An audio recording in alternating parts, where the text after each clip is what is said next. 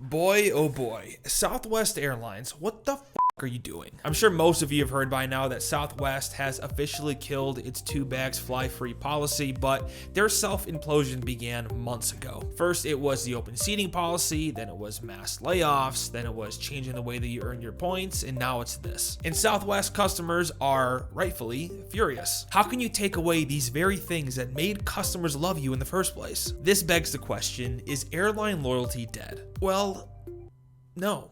I don't think so. Ironically, I think this whole Southwest debacle shines a light on the fact that airline loyalty is more important now than it's ever been. Let me explain. At this point, I'm sure most of you are aware of the details of all of the changes that Southwest has made since the hedge fund activist investor Elliott Investment Management took effective control over Southwest and their board. Oh, what do you know? Another hedge fund / activist investor / private equity firm that comes in and destroys everything we love. A tale as old as time. And they've done nothing but suck every ounce of brand identity that Southwest had worked decades to build. It's gotten so bad that their COO recently said during all of these changes that they felt as if they were over-delivering to their customers that were booking their lowest fare class.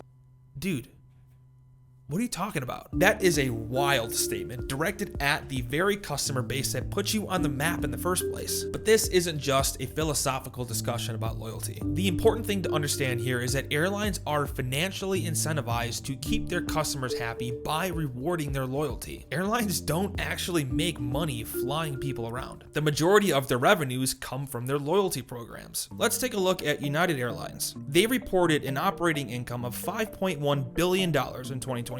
But built into those operating revenues are the monetary value of the miles that United customers are redeeming, as well as loyalty program marketing revenues that they realize from partners like JPMorgan Chase, who run their co-branded credit card partnership. If you exclude these revenue streams from their operating income, United actually operates at a $1.1 billion loss. This is the case for every other major airline in the US. They all operate at a loss without revenues from their loyalty program. And ironically, guess which airline can least afford to lose these revenue streams? You guessed it, Southwest. The reality of this industry is that customers will always have two options when it comes to choosing an airline. You either choose the airline offering the lowest fare, or you don't. Those who always choose the lowest price are the rational consumers. They are always choosing the most economical way to obtain the basic service of getting on a plane and flying from point A to point B. This is where your low-cost carriers come into play, like Spirit and Frontier. And then there are the irrational consumers, myself included, that will, for one reason or another, choose a less economically viable way of obtaining the same basic service. This could be the convenience of a non-stop flight, or my preference of flying on newer planes, or I want to earn a mileage currency I think is more valuable, or I want to chase status, so on. Whatever the case, it is the subjective value of these perks that help consumers convince themselves that spending more money to obtain the same basic service is worth it. When Southwest broke onto the scene as the pioneer of the low-cost model, they were revolutionary. Not only did they win on price, but they also won on their unconventional product offerings, and it was these offerings that helped create a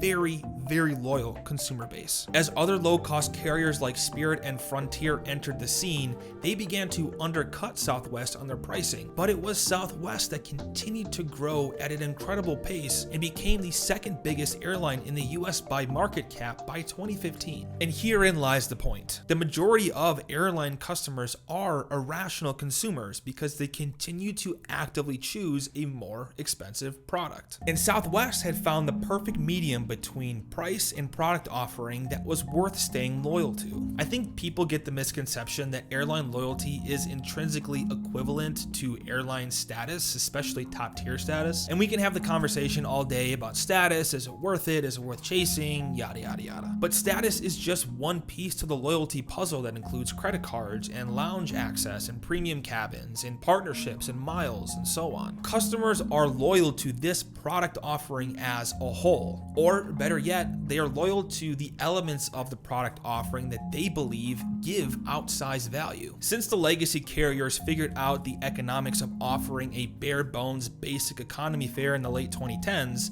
Southwest's gap on their pricing advantage over these carriers has diminished. But the majority of Southwest flyers have continued to choose Southwest because of these popular policies. Pricing was not a difference maker anymore. They have not been the cheapest game in town for some time now. They have an old and outdated fleet. They don't have any partnerships or large-scale intercontinental activity. They run an extremely inefficient point-to-point model, as we found out on Christmas a couple years ago. The majority of their product offering is objectively worse than the legacy carriers. But Southwest loyalists have not cared because there's been a value carrot dangling in front of them big enough to justify staying loyal. It were these very perks, especially the bag policy, that caused these people to remain irrational consumers. But when you strip these things away and you look at the rest of their product, what incentive do their customers have to stay with them?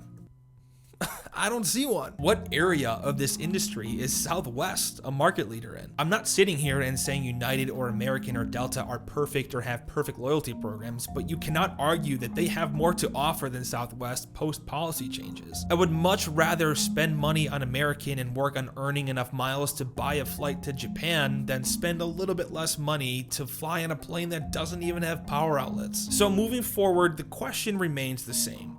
What offerings do airlines have that will cause customers to behave irrationally? The airlines that succeed at this will be the airlines that continue to see their customer base grow. And because customer loyalty is the kingpin to financial success in this industry, they don't have a choice other than to keep enticing us with enough value to continue behaving irrationally. The legacy carriers already have that infrastructure in place and will continue to build on it. Southwest does not. Southwest was bold enough to be different, and being different was their identity. With that identity completely stripped, they are betting that customer loyalty is unconditional. Only time will tell if that bet pays off, but I do not get the feeling that the odds are in their favor. What do you think? Do you agree? Do you disagree?